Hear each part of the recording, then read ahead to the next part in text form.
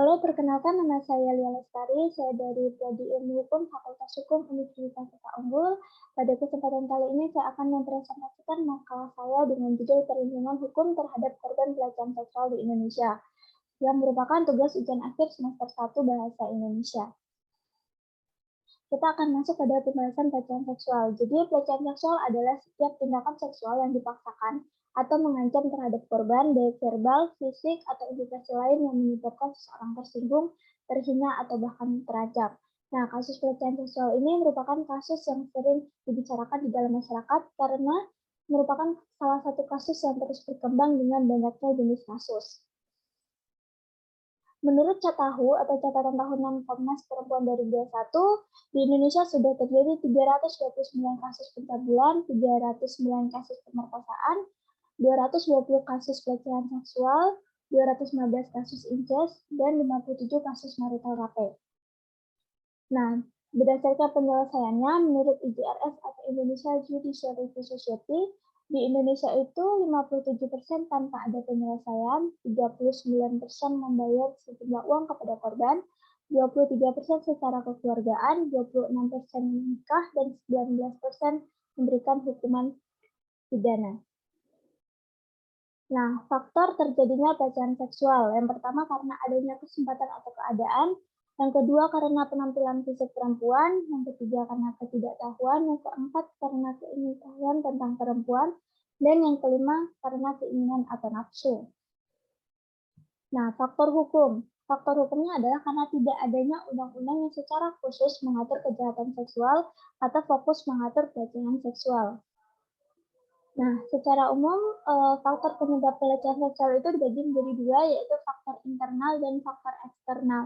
Faktor internal adalah faktor yang berasal dari pelaku, contohnya ada psikologis. Nah, faktor psikologis ini merupakan faktor yang berhubungan dengan keadaan mental seseorang. Misalnya adalah apakah seseorang itu bisa merasakan senang atau tidak. Biasanya faktor psikologis dikaitkan dengan latar belakang penderita ketika mendapatkan pelecehan seksual waktu masih kecil. Yang kedua adalah faktor eksternal, yaitu adalah faktor yang ada di luar pelaku. Contohnya adalah faktor sosial dan budaya. Berkembangnya sosial dan budaya yang secara pesat, seperti banyaknya hiburan di dunia maya atau di internet yang bisa diakses oleh semua orang, termasuk informasi positif maupun informasi negatif. Contohnya adalah situs porno. Seharusnya situs porno itu tidak bisa diakses oleh semua kalangan, hanya untuk kalangan dewasa.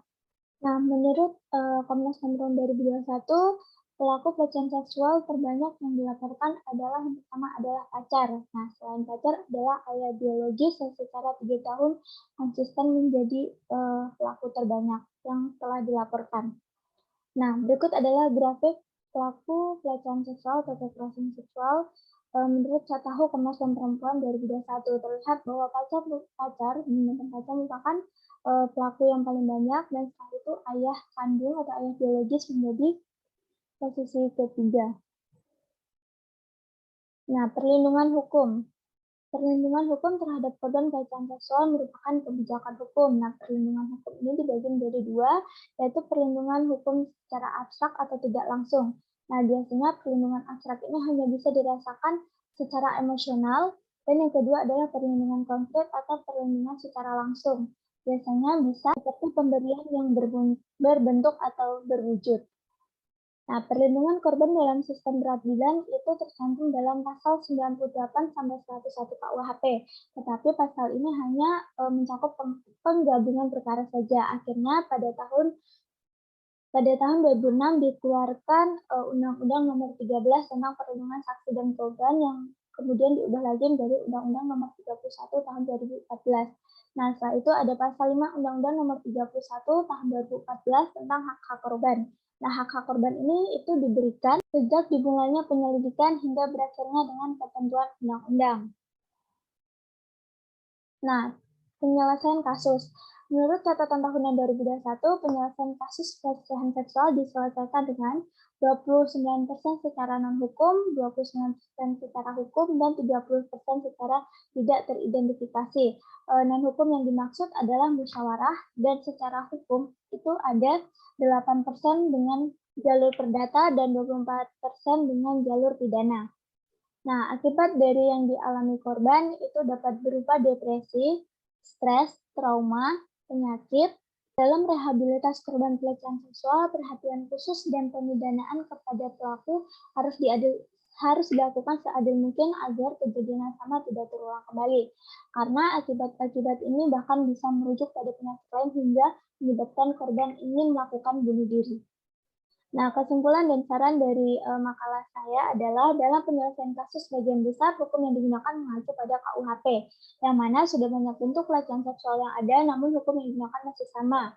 Melihat realita penegakan hukum pelecehan seksual, Indonesia seharusnya memiliki regulasi baru untuk memberikan rasa aman bagi seluruh rakyatnya dengan undang-undang tentang pencegahan dan penghapusan kekerasan seksual.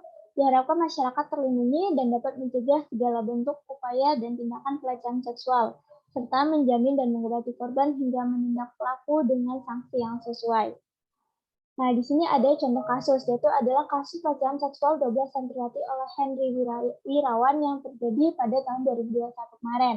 Henry Wirawan, umur 36 tahun, disidangkan di Pengadilan Negeri Bandung pada awal November 2021. Ia didakwa dengan pasal berlapis, yakni pasal 81 ayat 2, ayat 3 pasal 76D Undang-Undang Republik Indonesia nomor 35 tahun 2014 tentang perubahan atas Undang-Undang nomor 23 tahun 2002 tentang perlindungan anak, pasal 65 ayat 1 KUHP. Nah, pada 11 Januari 2022 ini, pelaku dituntut hukuman mati oleh jaksa dari Kejaksaan Tinggi Jawa Barat. Sekian presentasi dari saya. Apabila ada salah kata dan kurang, saya mohon maaf. Saya ucapkan terima kasih. Salam.